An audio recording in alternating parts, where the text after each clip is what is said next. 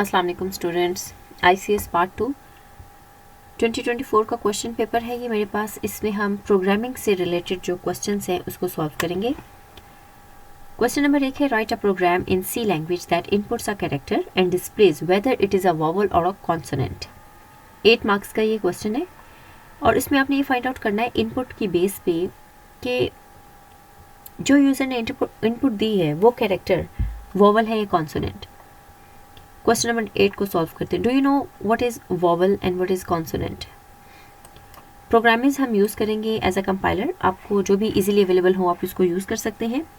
Vowel letters A-E-I-O-U, sometimes Y भी होता है समटाइम्स, लेकिन ये चूँकि हमारे डिस्कशन का टॉपिक नहीं है इसलिए हम इसको यहाँ पे एड्रेस नहीं कर रहे। A-E-I-O-U या फिर A-E-I-O-U। Even in its capital letter और small letter दोनों केसेस में वॉवल कैरेक्टर्स होंगे। ये ऐसे कैरेक्टर्स होते हैं जिनसे अगर कोई लफ्ज़ बने, वर्ड बने, तो उसके स्टार्ट में एन लगता है उसको बुलाने के लिए, उसको एक सेंटेंस में यूज़ करने के लिए। तो इसको हम कंटिन्यू करेंगे। हमने ये चेक करना है कि अगर यूज़र कोई वैल्यू एंटर करता है कैरेक्टर में, वो वॉवल है कॉन्सोनेंट। यूज़र से वैल्यू लेने के लिए, कैरेक्टर एक वैल्यू लेनी है तो वी नीड अ वेरिएबल जिसमें हम उसको स्टोर कर सकें, जिसको हम इस्तेमाल कर सकते हैं। कैरेक्टर, हम इसको एक कोई भी नाम दे सकते हैं। मैंने CH के नाम से इसको रखा है कैरेक्टर। इसके अलावा हमें यूज़र से कहना पड़ेगा कि आप इसको वैल्यू एंटर कीजिए। printf, with the help of printf enter a character to check either it is vowel or consonant। ठीक है, उसके बाद आपने यूज़र से वैल्यू गेट करनी है। अब यूज़र से वैल्यू लेने के लिए you need scanf, you already know this I guess. scanf एक बिल्ट इन फंक्शन है जो यूज़र से वैल्यू गेट करने के लिए यूज़ होता है। यहाँ पे हम मॉडुलस लगाएंगे और साथ में इसकी टाइप, डेटा टाइप मेंशन करेंगे कैरेक्टर। फिर उसके बाद ampersand is use to indicate the address of the variable जिसमें हमने वैल्यू स्टोर करनी है। Once you have get the value from the user the character any one of this, या फिर ABC में से कोई भी लफ्ज़ कैरेक्टर हो सकता है, आपने ये चेक करके बताना है कि वो वॉवल है कि नहीं। अगर इफ स्टेटमेंट में हम ये कंडीशन चेक करेंगे कि जो भी कैरेक्टर के अंदर गिवन लेटर है जो यूज़र ने एंटर किया है वो बराबर है A के बराबर है IOU, AEIOU सबके, तो हमने एक से ज़्यादा एक्सप्रेशन को चेक करना है। इसको एक एक्सप्रेशन चेक कहते हैं ये एक एक्सप्रेशन है। एक से ज़्यादा एक्सप्रेशंस, एक से ज़्यादा checks we need to check. ठीक है, या तो आप उसको एल्स इफ स्टेटमेंट में लगाते हैं, वो इतना अच्छा नहीं होता क्योंकि इट टेक्स टाइम। इसमें टाइम एंड स्पेस कॉम्प्लेक्सिटी के अगर कॉन्टेक्स्ट को मद्देनज़र रखें तो वो एक इनएफिशिएंसी क्रिएट करता है। सो विल प्रेफर कि हम यहाँ पे और ऑपरेटर का इस्तेमाल करें।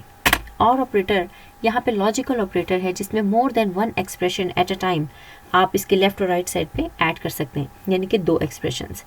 एक एक्सप्रेशन हमारे पास ये है A को चेक करना, और दूसरा एक्सप्रेशन इसकी दूसरी साइड पे हो सकता है जिसमें हम एक और कैरेक्टर चेक कर सकते हैं। A के बाद है E। अब इसका सीक्वेंस मेंटेन रखना ज़रूरी नहीं है। AE, एक और कैरेक्टर चेक करेंगे I,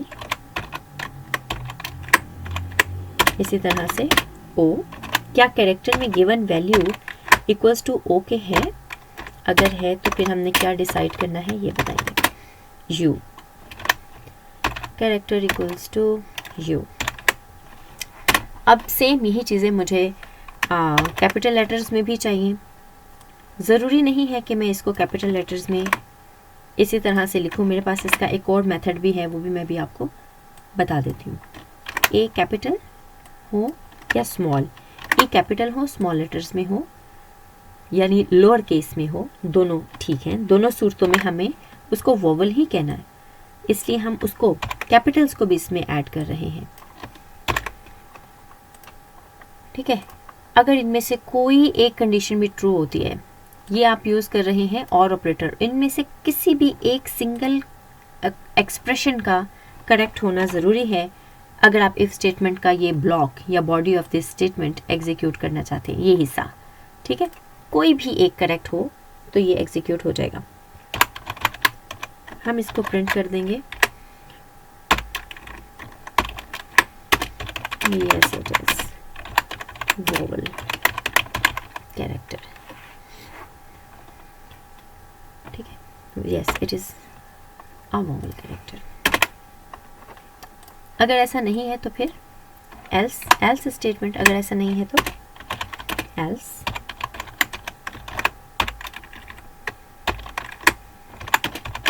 is not a vowel but a consonant, ठीक है। ये हमारे पास एक मेथड है जिसको हम यूज़ कर सकते हैं। एक बिल्ट इन मेथड का मैं बताने लगी थी, या मैं कमेंट में लिख लेती हूँ। यूज़र जो भी वैल्यू CH में एंटर करे तो आप उसको कन्वर्ट कर दीजिए टू लोअर।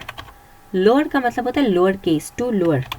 जो भी वैल्यू CH में कन्वर्ट की गई है, मैंने कमेंट कर दिया क्योंकि मैं इसको इस्तेमाल नहीं करी, लेकिन आपको बताना चाह रही थी कि ये भी एक मेथड है, बिल्ट इन फंक्शन है जो इस्तेमाल होता है किसी भी कैरेक्टर की उसकी टाइप चेंज करने के लिए कि लोअर में करे या अपर केस में करे, ठीक है। टू अपर भी लिख सकते हैं आप, इसको टू लोअर भी लिख सकते हैं। This is how it works. अब इसको चेक कर लेते हैं, रन करते हैं, एग्जीक्यूट करते हैं। Enter a character to check इधर इट इज़ अ वॉवल और नॉट, ठीक है। मैं यहाँ पे ए एंटर करती हूँ, इसको एंटर करके चेक करते हैं। Yes it is a vowel, ठीक है। हम इसको दोबारा से चेक करते हैं, इसमें जी एंटर करेंगे, no it is not a vowel but a consonant, ठीक है। This is how it works. अब इसमें यहाँ तक आपको कोई क्वेश्चन हो आप कमेंट में भी पूछ सकते हैं, क्लास में भी पूछ सकते हैं और प्रैक्टिस कीजिए। अब नेक्स्ट वीडियो में हम एक और क्वेश्चन अटेम्प्ट करने लगे हैं। Write a program that produces the following output using loop. Following output में क्या गिवन है, लूप में तो चले हमें पता चल गया कि एक सीक्वेंस ऑफ नंबर है, ये होगा square root, so we need to find the square root. तो नेक्स्ट वीडियो में देखिए आप square root. Thank you so much.